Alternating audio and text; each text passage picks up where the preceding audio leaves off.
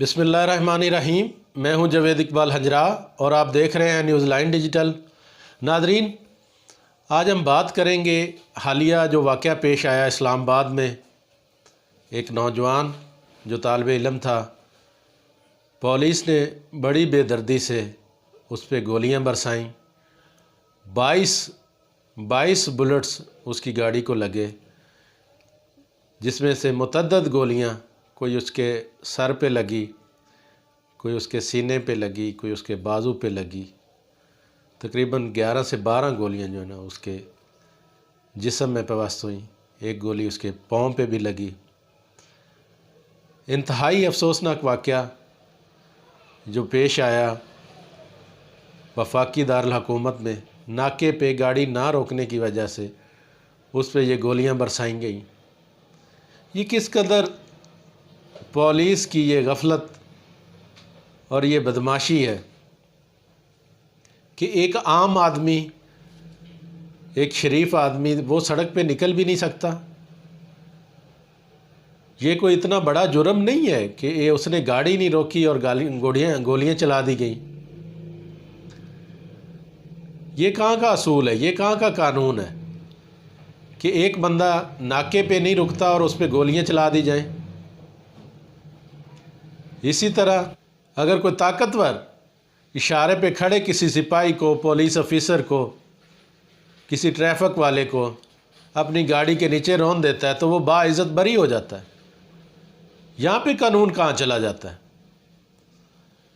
उसकी निस्बत अगर एक शरीफ शहरी, एक तालिब इल्म 21-22 साल जिसकी उम्र है, जिसने अपनी ज़िंदगी में अभी ना जाने क्या क्या ख्वाब देखे होंगे, उसके वालिदैन ने क्या क्या ख्वाब देखे होंगे। वो पार्ट टाइम उबर चलाता था, साथ वो स्टूडेंट भी था, तालिब इल्म था और पार्ट टाइम में वो उबर गाड़ी चलाता था। वो एक दोस्त को छोड़ने जा रहा था हॉस्टल में, तो एक नाके पे पुलिस ने उसको रोका। उसने गाड़ी नहीं रोकी और उस पर गोलियां बरसा दी 22 गोलियां, जिससे मुतअद्दिद गोलियां जो है ना वो उसकी विंड स्क्रीन से सामने से मारी गई उस पर। बिलफर्ज वो दहशतगर्द भी होता तो ये SOPs हरगज़ नहीं है किसी शख्स को रोक के उस पर गोलियां बरसाने का। कानून में ये है कि अगर कोई शख्स नाके पे नहीं रुकता, अगर उस की जानब से पहले गोली चलाई जाती है तो दैन पुलिस उस पर गोलियां चला सकती है। लेकिन उसने कोई गोली नहीं चलाई, कोई कुछ नहीं चलाया और निहत्ते एक तालिब इल्म का 21 साल 22 साल जिसकी उम्र है उसका कत्ल कर दिया गया। कहाँ इंसाफ उनको मिलेगा? हुकूमती वज़ीर मुशीर जा रहे हैं, ताज़ियत कर रहे हैं। वो जो मुलाजमीन होंगे चंद दिन वो पकड़े जाएंगे, जिस तरह साहिवाल वाक़या में हुआ, फिर वो बाइज़्ज़त बरी हो जाएंगे, निकल जाएंगे। लेकिन वो वालिदैन, जो बूढ़े वालिदैन हैं, जिसने पत्नी कितनी ही उम्मीदें अपने उस नौजवान पे लगाई होंगी, अपने उस बेटे पे लगाई होंगी, वो कहाँ जाएंगे? उनका वाली वारिस कौन बनेगा? उनको कहाँ से इंसाफ मिलेगा? कहाँ गई वो हुकूमत जो ये दावा लेके आई थी कि यहाँ पे इंसाफ होगा? और उनकी पार्टी का नाम भी तहरीके इंसाफ था कि इंसाफ हम फराम करेंगे। वाक़या का नोटिस लिया गया, साहिवाल वाक़या का भी नोटिस लिया गया था। Prime minister of Pakistan Imran Khan ने उस वाक़या का भी नोटिस लिया था, लेकिन बना क्या? कुछ भी नहीं बना। क्या उन लोगों को सज़ाएं हुई? किसी को भी सज़ा नहीं हो सकी।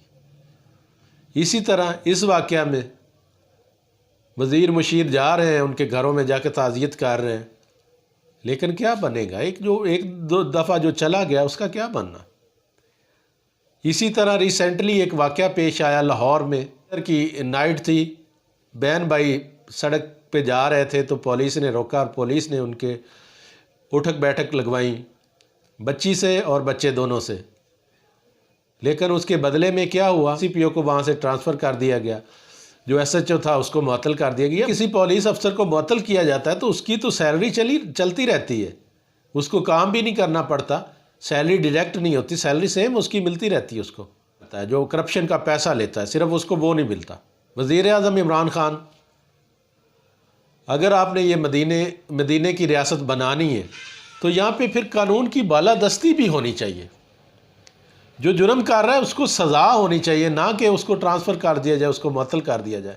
निहत्ते शहरी को इस तरह गोलियां बरसा देना कि उसकी जान ले ली जाए। कैपिटल ऑफ सिटी, जो पाकिस्तान का कैपिटल सिटी है, उसमें वो आवाम अपने आप को गैर महफूज समझ रही है। ये पे पुलिस खड़ी है तो डाकुओं से ज़्यादा डर तो पुलिस से लगता है उनको। कहाँ तब्दीली आई है? क्या कोई पुलिस का रवैया चेंज हुआ है? कोई दोस्ताना रवैया हुआ? या वही एक गरीब आदमी को रोकना, उसके साथ ज़्यादती करना, जिस तरह लाहौर में वो बच्ची और बच्चे को उठक बैठक लगवाई गई में ये जो वाक़या पेश आया है, गाड़ी ना रोकने पे उस पर गोलियां बरसा दी गई। क्या वो दहशतगर्द था? कहाँ गया कानून? वज़ीर दाखिला साहब, आप तो बड़ी बढ़ के मारते हैं। शेख रशीद साहब, इस वाक़े का नोटिस महज नोटिस ही है या इस पर कोई एक्शन भी होगा? क्या इन लोगों को क्विकली सज़ाएँ होंगी? मेरा नहीं ख्याल कि जिस तरह ये साहिवाल वाला वाक़या दब गया था, इसी तरह ये वाक़या भी दब जाना। तरबियत हो रही है पुलिस की, क्या इनको ट्रेनिंग दी जा रही है?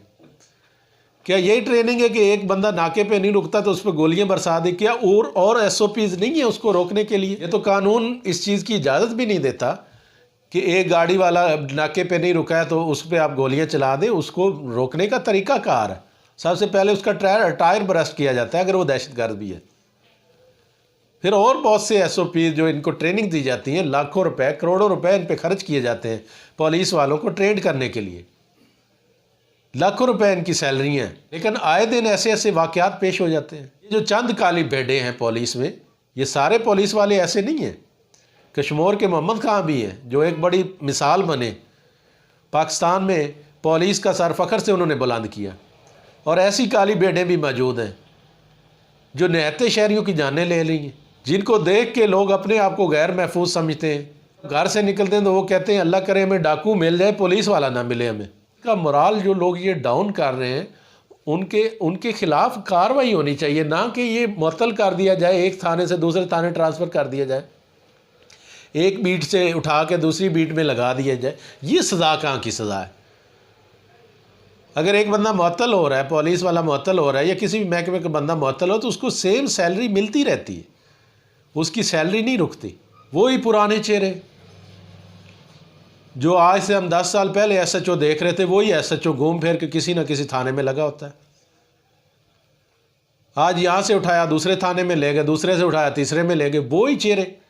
क्या जो नए नौजवान नस्ल है, जो पढ़े लिखे लोग आए हैं, जो रिज़र्व बैठे हैं, उनको मौका नहीं फराहम करना चाहिए? पुलिस को इस्तिलाहात में उनको भी मौका फराहम किया जाए ताकि वो अपनी ड्यूटी परफॉर्म करें और अच्छा इनसे बेहतर परफॉर्म कर सकेंगे वो। वज़ीर आज़म साहब, इस वाक़े का हार्डली नोट्स लिया जाए।